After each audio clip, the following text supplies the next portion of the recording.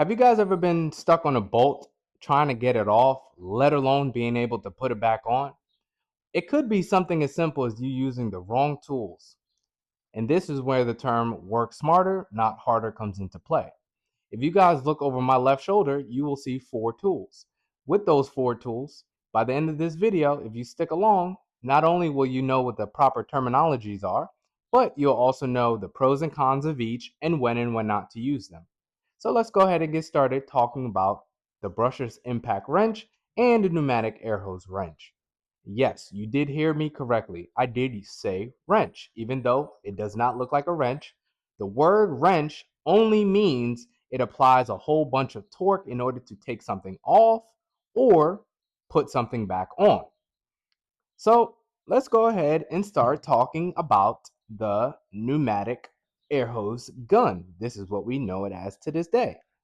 These bad boys came about in the early 1930s and we still use them today because they're extremely reliable. A pro of this would be that it puts out a ton of torque, which is exactly what you want to get something off and to put something back on. But a con would be, just like anything, it needs lubrication. Without that proper lubrication, these tools that are very, very good will break on you.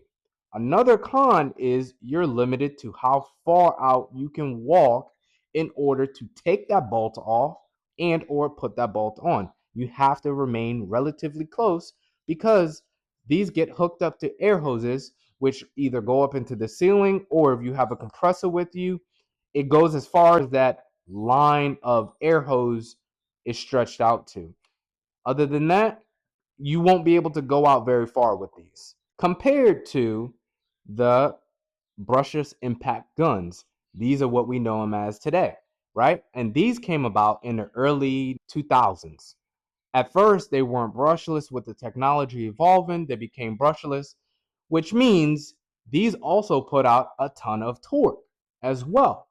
Now, a con of these would be you have to make sure that your batteries are fully charged. If they are not fully charged, then the maximum amount of torque that these things can possibly put out gets heavily diminished or cut in half because you're losing battery. The battery life is what's able to allow it to be able to put out that much torque. Now, you did hear me say, based on the application that you're working on, it depends on what tool is needed. Now, if I needed to use this like on an everyday car, even with rust, I can use this and this is perfectly fine. This will put out more than enough power to take off that rusted bolt. Now, if I'm looking at an F350, which I've done several hundreds in the past, trying to take off a tire, I am not using this. I've made the mistake going out with this, but I ended up needing to use this due to the fact of the rust.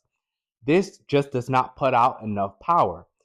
When I've used this, it took it off. By the time I blinked, the nut came off that fast. This puts out that much power. Hopefully you learned something new. If you guys enjoyed this content, go ahead and like, follow, and subscribe. That helps out my YouTube channel. We're, I believe, 3 followers away from hitting 100 followers. Once we hit that 100 followers, I'm able to put out the big news that's going forward for my channel and how I'll be operating it. And that is my way of saying thank you guys for supporting me, for watching the videos, for commenting. And the more that you do that, I am extremely appreciative. And if you guys like this video, go ahead once again and like and subscribe. And I'll see y'all on the next one. Peace.